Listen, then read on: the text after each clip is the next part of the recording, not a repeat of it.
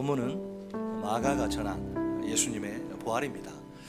예수님의 부활은 사람들이 꾸며낸 터무니없는 그런 이야기가 결코 아닙니다. 인류의 역사 가운데 실제로 일어난 사건입니다. 예수님은 십자가의 고난과 부활을 통과하신 후 무덤에서 다시 살아나십니다. 죄와 죽음의 권세를 완벽히 깨뜨리시고 부활하신 것입니다. 무엇보다 이 부활 사건에는 확실한 증거가 있습니다. 그리고 부활에 예수님을 만난 증인들의 증언도 있습니다. 여러분, 법정에서도 가장 강력한 증거가 뭐예요? 목격자 증인입니다. 내가 봤다, 끝나는 거예요. 다른 증거는 안 됩니다. 본 사람들이 있죠. 먼저 예수님의 부활에 확실한 증거를 생각해 봅시다. 1절을 보면 등장인물 세 여인이 등장하는데 이름이 뭐죠?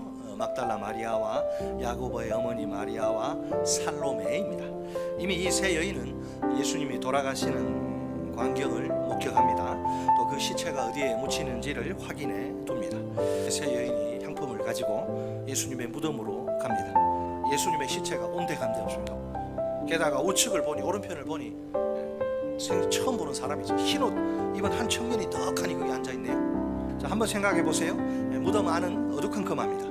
세 여인은 당연히 예수님의 시체만 거기 있을 거라 생각합니다. 어찌된 일인지 예상과는 달리 예수님의 시체는 없습니다. 그 대신 눈부신 흰옷 입은 존재를 만나다니요. 그녀들의 반응은 떨림과 놀라움, 꿀먹은 벙어리처럼 아무 말도 할 수 없는 충격입니다. 이처럼 몹시 놀라 얼떨떨한 세 여인에게 그 청년이 천사가 말합니다. 우리 다 함께 6절 말씀을 한 목소리로 읽겠습니다. 6절 시작. 청년이 이르되 놀라지 말라. 너희가 십자가에 못 박히신 나사렛 예수를 찾는구나. 그가 살아나셨고 여기 계시지 아니하니라. 보라, 그를 두었던 곳이니라. 아멘. 그 청년이 세 여인에게 이제 공식적으로 예수님의 부활 소식을 전합니다. 십자가에 못 박혀 돌아가신 분은 바로 그 육체 나사렛 예수입니다. 바로 그 나사렛 예수가 무덤에서 다시 살아나신 것입니다. 따라서 예수님의 시체가 눕혀진 그 자리는 텅 비어 있을 수밖에 없습니다. 다시 말해 예수님의 부활은 단순히 영적 부활이 아닙니다. 육체 자체가 뇌사, 심장사 한 육체 자체가 다시 뇌가 뛰고 심장이 뛰고 육체 자체가 살아나신 것입니다. 이제 예수님의 부활의 역사성에 대한 두 번째 증거를 살펴볼 차례입니다. 그것은 부활의 예수님을 직접 만나 두 눈으로 본 증인들의 증언입니다. 9절로 13절에 나옵니다. 여러분, 부활의 예수님이 가장 먼저 만나신 사람은 누구일까요? 그분의 11제자가 아닐까 하는데 아니에요. 여자입니다. 막달라 마리아입니다. 그녀는 빈 무덤의 첫 번째 목격자입니다. 동시에 부활의 예수님을 최초로 만난 인물입니다. 아울러 예수님의 부활 소식을 제자들에게 전한 첫 번째 증인입니다.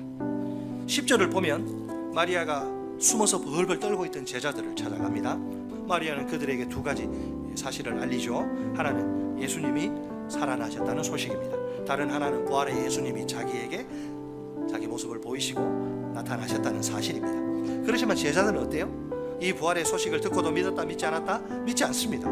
또다시 예수님은 제자들 가운데 두 사람에게 나타나십니다. 오늘 본문을 보니까 그들 역시 남은 제자들에게 예수님의 부활을 말합니다. 그러나 제자들은 여전히 믿지 못해요. 얼마 후에 예수님이 제자들에게 나타나십니다. 예수님의 부활은 역사적인 사건입니다. 이 부활 사건에는 확실한 증거, 곧 빈 무덤, 사라진 예수의 시체가 있습니다. 그뿐 아니라 부활의 예수님을 만난 증인들의 증언도 있습니다. 우리가 예수님의 부활을 확실히 믿읍시다. 부활의 예수님을 만난 증인으로 삽시다.